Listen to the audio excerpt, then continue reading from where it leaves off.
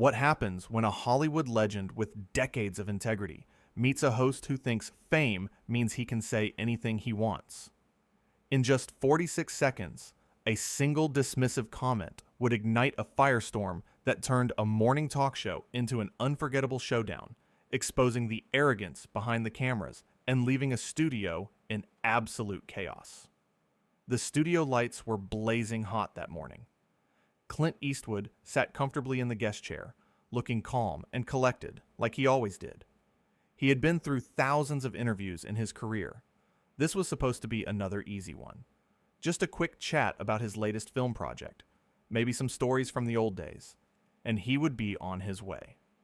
Michael Strahan sat across from him with that big smile plastered on his face. Next to him were Robin Roberts and George Stephanopoulos, both shuffling their note cards and sipping their coffee. The cameras started rolling, and the show went live. "We are so excited to have you here, Clint," Michael said, leaning forward with his elbows on the desk. "I mean, you are a legend, an icon. But I gotta ask, do you ever feel like maybe your time has passed? Like maybe Hollywood has moved on without you?" There was an awkward pause. Robin glanced over at Michael with wide eyes. George shifted in his seat. Clint just stared at Michael for a moment, his jaw tightening slightly. "My time has passed," Clint repeated slowly, his voice low and measured. "What exactly are you trying to say?" "Oh, come on, man. You know what I mean," Michael said, waving his hand dismissively. "The industry is all about younger directors now. Fresh voices. New perspectives. Do you ever worry that you are, a little out of touch?" Robin jumped in quickly, trying to smooth things over. "What Michael is trying to say is that you have had such an incredible career spanning so many decades. How do you stay relevant in such a changing industry?" But the damage was already done. Clint's eyes narrowed. "Stay relevant?" he said. "I have been making films longer than some of these so-called fresh voices have been alive. I do not need to stay relevant. I am relevant." Michael laughed, but it was not a friendly laugh. It was condescending, dismissive. Okay, I hear you. But let us be real for a second. Your last few movies did not exactly set the box office on fire, did they? Maybe it is time to let the younger generation take the wheel." George finally spoke up, his voice diplomatic. "Clint, you have always been known for taking risks with your projects. Can you tell us about what drew you to this latest film?" Clint turned to George, grateful for the lifeline. "This film is about integrity," he began. "It is about standing up for what you believe in, even when the whole world is telling you to sit down and be quiet. It is about not letting anyone tell you your voice does not matter anymore." "Integrity, huh?" Michael interrupted, that smug smile still on his face. "That's rich coming from someone who has not had a hit in years. Maybe if you focused less on preaching and more on entertainment, people would actually show up to watch your movies." Robin put her hand on Michael's arm. "Michael, that is not fair." "What?" Michael said, pulling his arm away. "I am just being honest. Someone has to say it." Clint sat back in his chair, his eyes locked on Michael. The studio was so quiet, you could hear the cameras whirring. "Honest?" Clint said, his voice like gravel. "You want to talk about honesty? Let me tell you something about honesty, son. Honesty is not about tearing someone down on live television because you think it makes you look tough. Honesty is about respect, and you clearly do not have any." Michael's smile faded. "Excuse me? I am just doing my job here." "Your job?" Clint said, leaning forward now. "Your job is to interview people, not insult them. There is a difference, and you clearly have not learned it yet." The tension in the studio was thick. Cameramen were zooming in closer. The director in the control room was frantically signaling to cut to commercial, but nobody was listening. This was live television at its most raw and unscripted. George tried to intervene again. "Gentlemen, let us take a breath here. Maybe we can reset and talk about the film itself." But Michael was not backing down. His pride was on the line now, and he could not let it go. Look, Clint, I get it. You are from a different era. Things were different back then. People just nodded and smiled and said nice things. But this is 2025. We do not just sit around and worship celebrities anymore. We ask tough questions. We hold them accountable. Accountable? Clint repeated, his voice getting harder. You keep using that word. I do not think you know what it means. Accountability is about responsibility, about answering for your actions. What actions of mine are you holding me accountable for? Making movies? Telling stories? Contributing to cinema for over 6 decades? Michael shifted in his seat. You know what I mean? No, I really do not, Clint said, his eyes locked on Michael. Because from where I am sitting, it sounds like you are just throwing around buzzwords to justify being rude to a guest. Accountable for what? Clint shot back. For having a career? For making movies that mean something? What exactly am I being held accountable for here? For being irrelevant? Michael said flatly. For pretending like you still matter when everyone has moved on. Robin gasped audibly. Michael, stop. Right now. George put his hand up. This has gone too far. But Michael kept going, fueled by something between arrogance and nervousness. He had started this, and now he felt like he had to finish it. I mean, come on. When was the last time anyone under 30 even knew who you were? When was the last time you did? Something that actually mattered. You are living off a reputation you built decades ago. Michael, Robin said sharply, that is completely inappropriate. But Michael waved her off. What? I am being honest. Somebody has to say it. Hollywood has moved on. The audience has moved on. Maybe it is time for Clint Eastwood to move on too. The studio audience let out a collective gasp. Even the crew members were looking at each other in disbelief. This was not just a tough interview anymore. This was a public humiliation attempt, broadcast live to millions. Clint remained still for a moment, his face unreadable. Then, very slowly and deliberately, he stood up.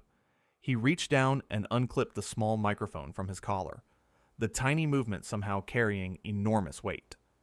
The entire studio held its breath. Every eye was on him.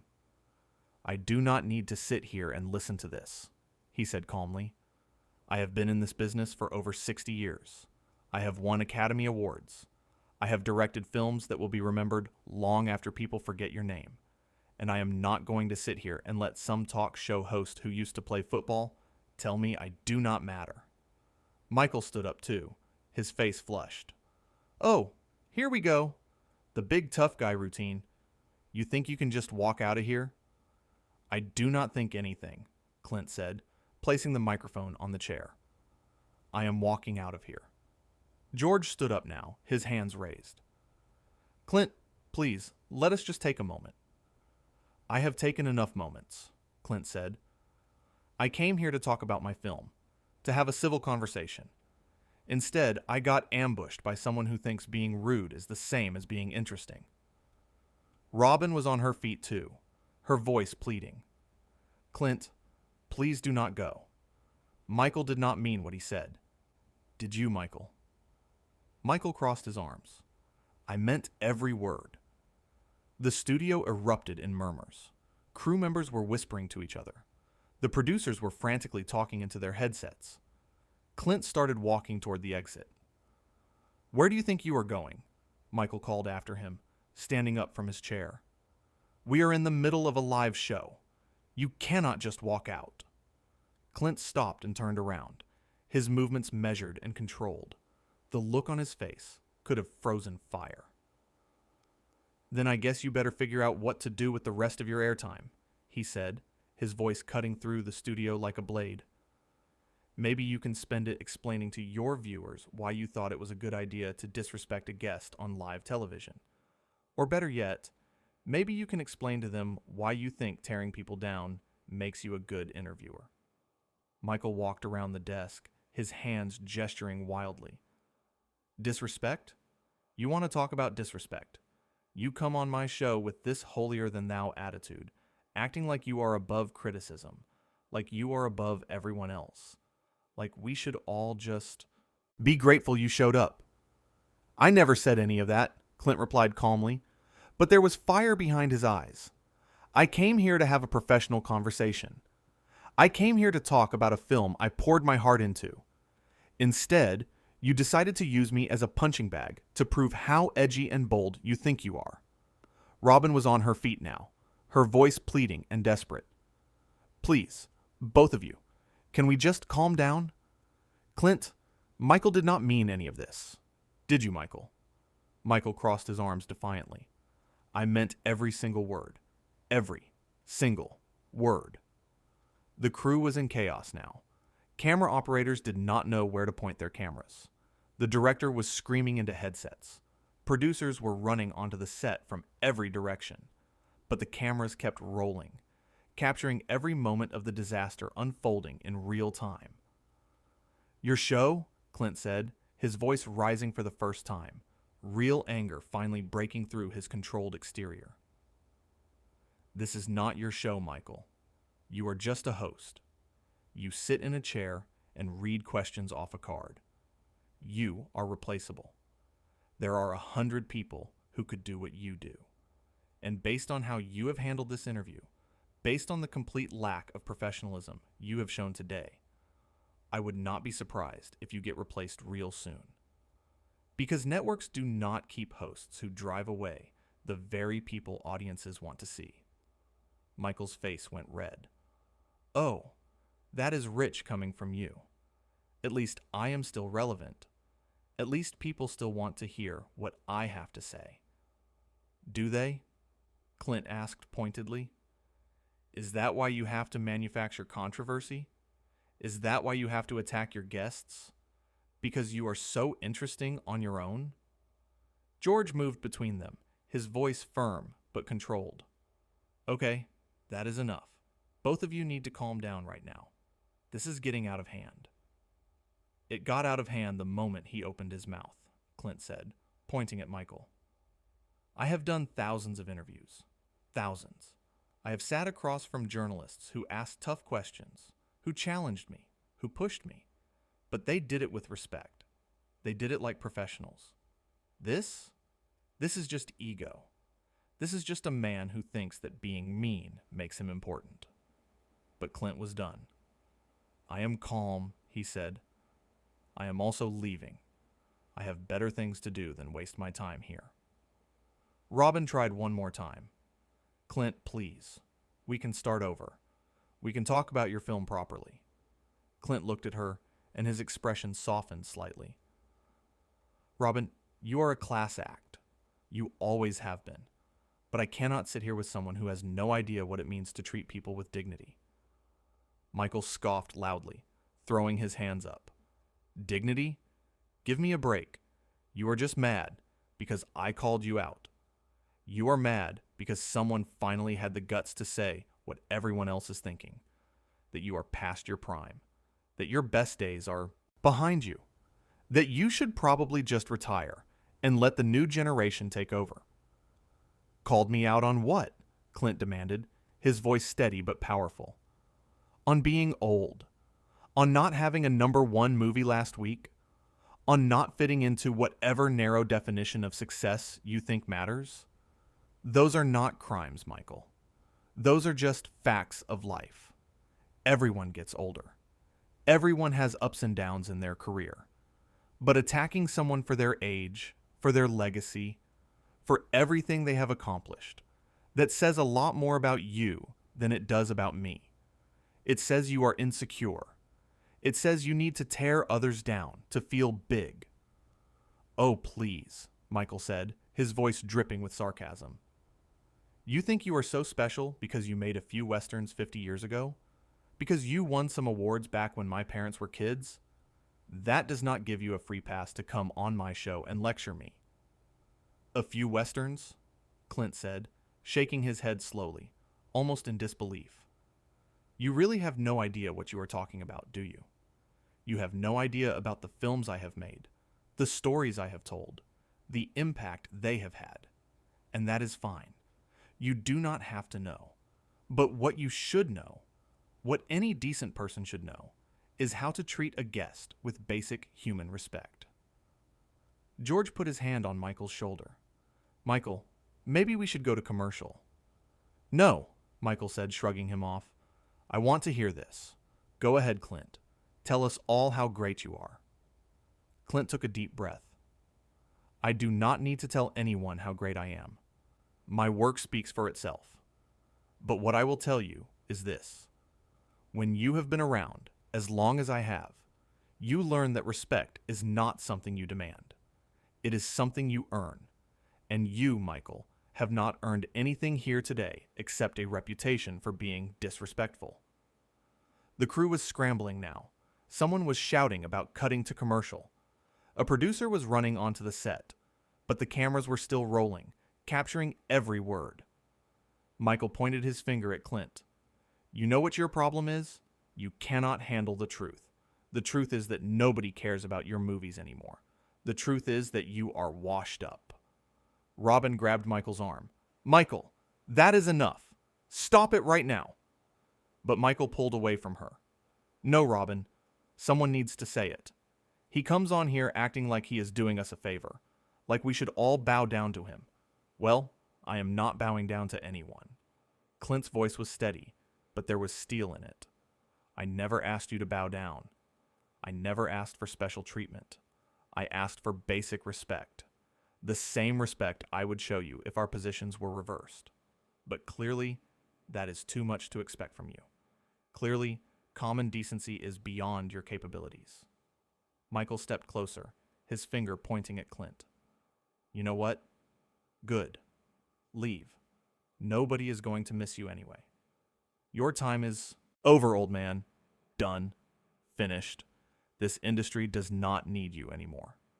Robin grabbed Michael's arm hard, pulling him back. Michael, stop talking right now. You are making this so much worse. But Michael jerked his arm away from her. No, Robin. I am tired of pretending. I am tired of acting like these old celebrities are still relevant just because they used to be famous. He needs to hear the truth. The truth, Clint said quietly, but his voice carried across the entire studio. You want to talk about truth? Here is a truth for you. In 50 years, people will still be watching my films.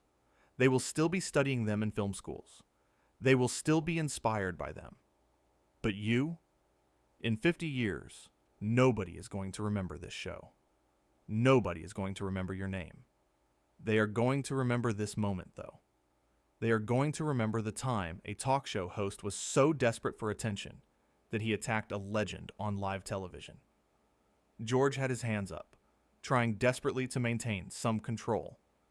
Clint, Michael, we really need to go to commercial. Please. But Clint was already walking away, his decision made. You do not need to go to commercial on my account, he said over his shoulder, his voice calm again, almost eerily calm. I am done here. Done with this interview. Done with this disrespect. Just done. Michael called after him, his voice loud and hostile. That is right. Run away. Just like you always do in your movies. The tough guy act only works on screen, Clint. In real life, you are just another has-been who cannot handle criticism. Clint stopped one more time at the edge of the stage. He turned around slowly, and the entire studio went silent again. The silence was deafening, heavy with anticipation. You could have heard a pin drop. You know what the difference is between me and you, Michael? When I leave this studio, I go home to a career I am proud of, a body of work that means something, a legacy that will outlast both of us. What do you have? A talk show where you insult guests and call it journalism? Where you mistake cruelty for courage? That is not a legacy. That is just noise. Michael's face was red now, veins visible on his neck. Get out of here. Nobody wants you here anyway. I was already leaving, Clint said calmly, his composure a stark contrast to Michael's rage. You just could not help yourself, could you? You had to get one more dig in. You had to try to get the last word. Well, here is a dig for you, and I want you to really hear this. When your contract is up and they are looking for someone to replace you, and trust me, they will be looking, they are not going to remember you for your interviews. They are not going to remember you for any insightful questions or memorable moments. They are going to remember you for moments like this. For the time you ran off one of the most respected figures in Hollywood because you could not control your ego, because you thought being provocative was more important than being professional. Robin had tears streaming down her face now. Clint, please do not leave like this. We can fix this. We can start over. Clint looked at her one more time. Robin, take care of yourself. You deserve better than this. Then he looked at George. George, you too. You are both better than this. And then he looked back at Michael one final time. And you, Michael, you have a lot of growing up to do. I hope you figure it out before you burn every bridge you have got. With that, Clint Eastwood walked off the set of Good Morning America. The crew stood frozen. The producers were shouting into their headsets. Robin had her face in her hands. George was staring at Michael in disbelief. Michael stood there in the middle of the stage, his chest heaving, his fists clenched. Good riddance, he muttered. But nobody was listening to him anymore. The camera operators were talking amongst themselves. The sound technicians were shaking their heads. Even the studio audience, who had been watching in stunned silence, started murmuring. George finally spoke, his voice tight with controlled anger. Michael, what were you thinking? What? Michael said defensively. I was just being honest. Honest? George said. You were being cruel. There is a difference. Robin looked up, her mascara slightly smudged. Do you have any idea what you just did? That was Clint Eastwood. He is a legend. So what? Michael said. Legends do not get a free pass to be jerks. He was not being a jerk, Robin said, her voice rising. You were. From the very first question, you were attacking him. I was doing my job, Michael insisted. Your job is not to attack our guests, George said firmly. Your job is to have conversations, to make them feel welcome, to give them a platform to share their stories. You did none of that. Michael looked around at his co-hosts, at the crew, at the producers who were now storming onto the set. You are all overreacting, he said. A producer in a headset walked up to Michael. We need to talk. Now. Michael followed the producer off the set, still trying to defend himself. I was just keeping it real, he was saying. Someone has to hold these people accountable. Robin and George were left standing there. Robin wiped her eyes. I cannot believe that just happened. Neither can I, George said quietly. Neither can I. The stage manager came over. We are going to cut to a pre-taped segment. We will figure out what to do after that. Robin nodded, but she was still shaken. That was awful, she whispered. Absolutely awful. George put his hand on her shoulder. I know. Out in the hallway, Clint Eastwood was walking toward the exit. A few crew members tried to apologize to him, but he just nodded politely and kept moving. He did not look angry anymore. He just looked tired. A young production assistant ran up to him. Mr. Eastwood, I am so sorry about what happened in there. That was completely unprofessional. Clint stopped and looked at the young man. It is not your fault, son, but thank you. For what it is worth, the production assistant said, I think you handled that with a lot of class. More class than he deserved. Clint gave him a small smile. Well, when you have been around as long as I have, you learn that some battles are not worth fighting, but you also learn when to walk away. I hope you will still come back someday, the production assistant said. When things are different. Clint patted him on the shoulder. Maybe. We will see. And with that, Clint Eastwood walked out of the Good Morning America studio and into the cold morning air. Behind him, the chaos continued. Producers were arguing. Michael was defending his actions. Robin and George were trying to figure out how to salvage the rest of the show. But Clint did not look back. He had said everything he needed to say. He had stood his ground. He had demanded respect. And when he did not get it, he walked away. Back in the studio, the show went to commercial. The crew was buzzing with conversation. Nobody could believe what had just happened. A live television interview had turned into a full-blown confrontation, and one of Hollywood's most respected actors had walked off the set. George sat back down at the desk, running his hands through his hair. "How are we supposed to follow that?" he said, to no one in particular. Robin sat down next to him, still visibly upset. "I do not know. I just do not know." The stage manager counted them down. "We are back in 10 seconds. George and Robin composed themselves as best they could. The cameras came back on. "Welcome back to Good Morning America," George said, his voice professional but strained. "We apologize for that unexpected interruption. We will be moving forward with the rest of our show." Robin nodded, trying to smile. "Up next, we have a segment on holiday recipes that your whole family will love." But the damage was done. The interview with Clint Eastwood had gone horribly wrong.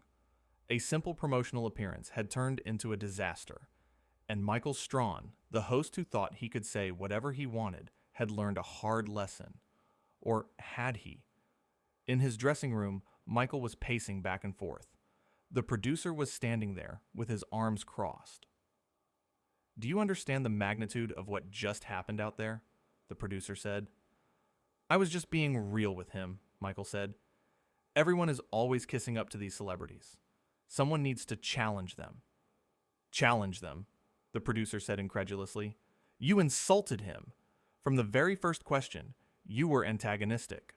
What did you think was going to happen?" Michael threw his hands up. "I thought he could handle it. He is Clint Eastwood. He is supposed to be tough." "There is a difference between being tough and being disrespected," the producer said. "You crossed a line, Michael. A big line." "Oh, come on," Michael said. "Everyone is going to forget about this by tomorrow." The producer shook his head. "No, Michael, they are not. This was live television. Millions of people just watched you run off one of the most iconic actors in American cinema. This is not going away." Michael sat down on the couch in his dressing room. For the first time, he looked uncertain. "So, what happens now?" "Now?" the producer said. "Now we do damage control. And you better hope that Clint Eastwood is a forgiving man. Because if he is not, this could get very ugly for you." Michael put his head in his hands. "I was just trying to make good television." "Good television is not about humiliating your guests," the producer said. "Good television is about connection, about storytelling, about making people feel something. What you did out there, that was not good television. That was a train wreck." Back on the set, Robin and George were doing their best to carry on with the show. But the energy was different. The crew was distracted. The audience was still buzzing about what had happened, and Robin and George kept exchanging glances, both of them clearly shaken by the whole ordeal. During the next commercial break, Robin turned to George. "Do you think he's going to be okay?" she asked quietly. "Clint?" George said. "Yeah, he will be fine. He has been through worse than this. But Michael? I am not so sure." "He really crossed the line this time," Robin said. "I have never seen anything like that." "Neither have I," George agreed. "And I have been doing this a long time." The stage manager called out, "Back in 5." Robin and George straightened up, putting their professional faces back on. But inside, they were both still reeling from what they had witnessed. Meanwhile, Clint Eastwood was already in his car, heading back to his hotel. He looked out the window at the city passing by. He was not angry anymore. He was just disappointed. Disappointed that a simple interview had turned into such a spectacle. disappointed that respect seemed to be in such short supply these days. His phone buzzed. It was his publicist. "I just saw what happened," the publicist said. "Are you okay?" "I am fine," Clint said. "Just tired." "You handled it perfectly," the publicist said. "You kept your dignity. That is more than I can say for Michael Strahan." "Well," Clint said, "that is his problem, not mine." "Do you want to make a statement?" the publicist asked. "No," Clint said firmly. "I said everything I needed to say in that studio. I am done talking about it." "Fair enough," the publicist said, "but just so you know, people are already talking about this. It is all over social media. And from what I can see, everyone is on your side." Clint smiled, slightly. "That's nice to hear, but it does not really matter. I did what I thought was right. That's all I can do." They said goodbye, and Clint hung up. He leaned back in his seat and closed his eyes. He had been in this business long enough to know that controversies come and go. This would blow over eventually. But the principle of the thing, that mattered to him. Standing up for himself, demanding respect, refusing to be treated poorly, that was what mattered. Back at the studio, the show was wrapping up. George and Robin said their goodbyes to the camera, both of them visibly relieved that the ordeal was almost over. As soon as the cameras cut, Robin let out a long breath. "Thank goodness that is over." George nodded. "One of the longest shows of my life." Michael emerged from his dressing room, looking subdued. He walked over to his co-hosts. "Hey," he said quietly. Robin looked at him, her expression hard. "Hey." "Look," Michael said, "maybe I went a little too far." "A little?" George said, raising his eyebrows. "Okay, a lot," Michael admitted. I do not know. I thought I was making good television." "By attacking a guest?" Robin said. "Michael, that is not good television. That is just mean." "I know," Michael said, and for the first time, he actually looked sorry. "I messed up." "Yes, you did," George said. "And now, we all have to deal with the fallout." Michael nodded slowly. "What do you think is going to happen?" "I do not know," George said honestly. "But I would not be surprised if there are some serious conversations happening in the executive offices right now." The three of them stood there in awkward silence. The crew was packing up around them, everyone avoiding eye contact with Michael. Finally, Robin spoke.